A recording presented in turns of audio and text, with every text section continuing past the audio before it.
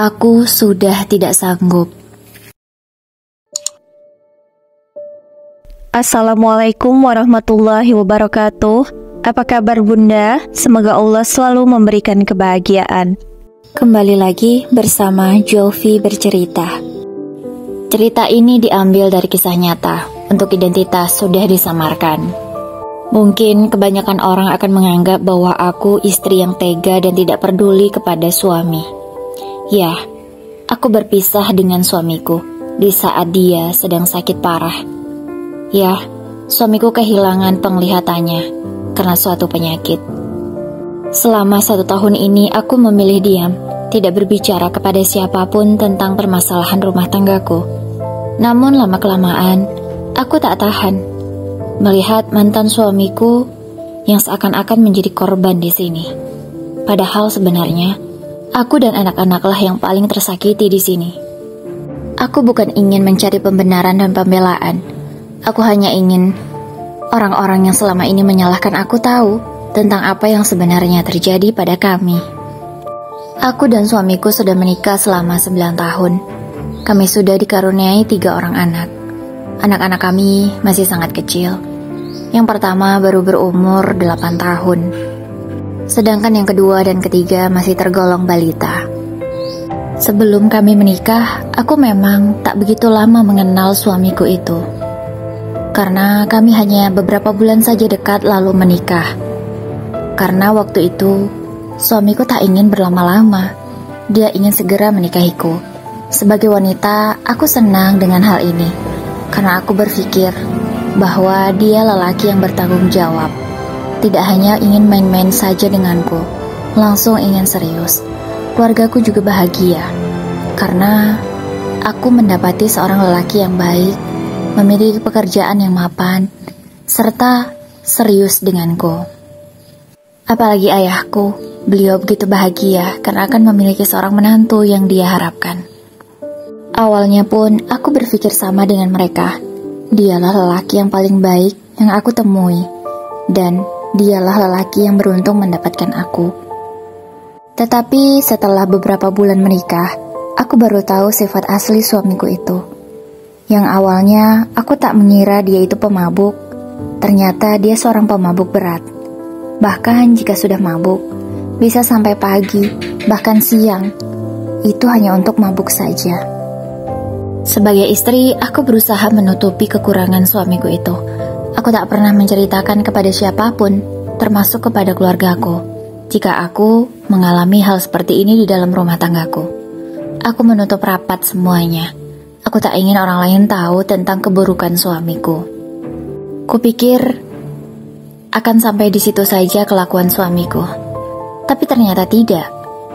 Soal selingkuh sudah tak terhitung berapa kali. Bahkan sudah sering kali aku menemukannya. Bahkan ada juga beberapa wanita yang sengaja menghubungi aku dan memberitahu aku. Namun, aku tetap bertahan dengan pernikahanku. Karena aku takut jika anakku akan kehilangan ayahnya. Sebab putriku yang pertama sangat dekat sekali dengan ayahnya. Dia begitu mencintai ayahnya. Di saat dia belum tahu bahwa ayahnya lah yang selama ini menyakiti ibunya dan membuat keluarga kita sengsara. Bahkan lebih teganya, aku dibelikan tiket yang biasa, sedangkan selingkuhannya dibelikan tiket VIP. Aku benar-benar tak habis pikir, kenapa dia bisa setega itu? Aku benar-benar tak menyangka. Sejauh itu dia menyakiti aku masih sanggup bertahan dengan alasan aku tak ingin anak-anakku kehilangan ayahnya. Aku tak ingin mereka benci karena mengetahui kelakuan ayahnya.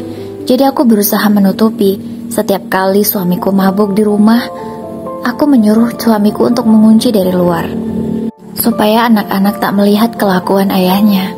Aku benar-benar takut mereka terluka. Apalagi anakku yang pertama. Dia begitu mengagumi dan mencintai ayahnya sebelum dia tahu bahwa ayahnya seperti ini. Tak hanya soal minum dan main perempuan, suamiku juga melakukan KDRT terhadap aku dan juga anak-anak. Sebagai istri, aku juga ingin melihat suamiku sehat dan tidak minum lagi. Aku pun berusaha melarangnya. Namun apa yang aku dapat? Aku malah ditus pakai garpu hingga membuat tanganku terluka. Tak hanya aku, tapi anak-anak juga mengalaminya. Suamiku pernah marah pada anakku karena anakku dipanggil lama sekali datangnya. Akibatnya, anakku malah disentil bola matanya oleh ayahnya sendiri. Aku benar-benar menangis melihatnya.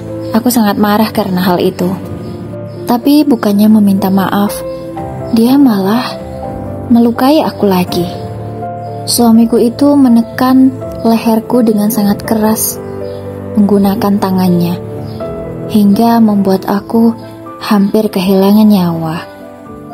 Aku benar-benar sangat syok dengan kejadian ini. Aku sampai tak menyangka jika suamiku mampu melakukan hal seperti ini. Hingga 1 tahun yang lalu, sebelum kami bercerai, suamiku jatuh sakit. Dia terkena virus. Dia kehilangan penglihatannya. Hanya tinggal tersisa sedikit, dia dapat melihat di ujung matanya. Tentu sebagai istri aku berusaha untuk mengobati suamiku kesana kemari. Namun, belum mendapatkan hasil yang memuaskan. Bahkan, ayahku yang saking sayangnya dengan menantunya itu hampir menjual aset berharga miliknya supaya bisa untuk operasi menantu kesayangannya itu. Tapi semua itu batal karena ayahku lebih dulu mengetahui fakta seperti ini. Saat itu tiba-tiba ayahku datang di malam hari, di saat suamiku sedang minum bersama teman-temannya. Disitulah ayahku baru tahu kalau suamiku ternyata seorang peminum, karena selama ini aku tak pernah menceritakan hal itu pada ayahku. Disitulah ayahku marah besar. Dia mengusir menantunya itu karena dia sangat kecewa dan tak menyangka ternyata ini watak asli dari menantu kesayangannya. Kupikir setelah dia sakit dan kehilangan penglihatan, dia akan berubah dan bertaubat. Tapi ternyata tidak. Dia masih sama seperti dulu. Bahkan, untuk melakukan sesuatu saja membutuhkan bantuanku dan juga anak-anak. Dia tetap saja kasar kepada kami. Aku tidak tahu harus bagaimana. Posisinya saat itu aku sedang hamil tua. Di malam itu, ayah benar-benar marah besar, sehingga dia diusir dari rumah kami. Waktu itu, aku tidak ikhlas jika suamiku harus pergi, karena aku sedang hamil tua dan akan segera melahirkan. Aku tidak ingin anakku lahir tanpa ayahnya. Aku mengajak suamiku untuk meminta maaf pada ayahku, tapi dia tidak mau. Dia malah memilih pergi. Dia tidak ada menanyakan kabar tentangku dan juga calon anaknya, atau menanyakan anaknya yang lain. Tidak ada sama sekali. Bahkan lahiran pun aku sendiri. Dia tidak peduli. Karena semua itu sudah membuatku lelah, dan menurutku cukup aku bertahan. Aku memutuskan untuk bercerai setelah aku melahirkan. Kuurus surat gugatanku di pengadilan. Karena keputusanku menggugat cerai suamiku, itu yang membuat aku dihujat oleh banyak orang. Orang yang tidak tahu berpikir bahwa aku matre. Karena setelah suamiku jatuh sakit dan tidak bisa menghasilkan uang, aku malah meninggalkan suamiku begitu saja. Padahal tidak seperti itu kenyataannya. Tapi ya sudahlah, aku hanya bisa menerima hujatan orang lain. Dan aku lelah untuk menjelaskan. Ini hanya sebagai pengingat, agar mereka tahu apa yang sebenarnya terjadi. Sebenarnya aku tak ingin mengungkapkan hal ini. Tapi mantan suamiku tak pernah mau mengatakan kepada banyak orang bahwa stop menghujat aku dan juga anak-anak. Dia tidak mau berbicara seperti itu kepada halayak umum. Dia memilih diam dan menggunakan sakitnya agar dibelas kasihani orang lain. Sebenarnya aku tak tega. Namun, aku lebih tak tega melihat anak-anakku yang selalu disakiti olehnya. Kalian ingat anak pertamaku yang begitu mencintai ayahnya? Semuanya sudah hancur. Cinta pertamanya sudah menghancurkan perasaannya. Dia begitu membenci ayahnya. Aku tak pernah mengajarkan dia untuk benci terhadap ayahnya. Aku selalu mengingatkan dia, walau bagaimanapun, dia adalah tetap ayahnya dan harus selalu hormat.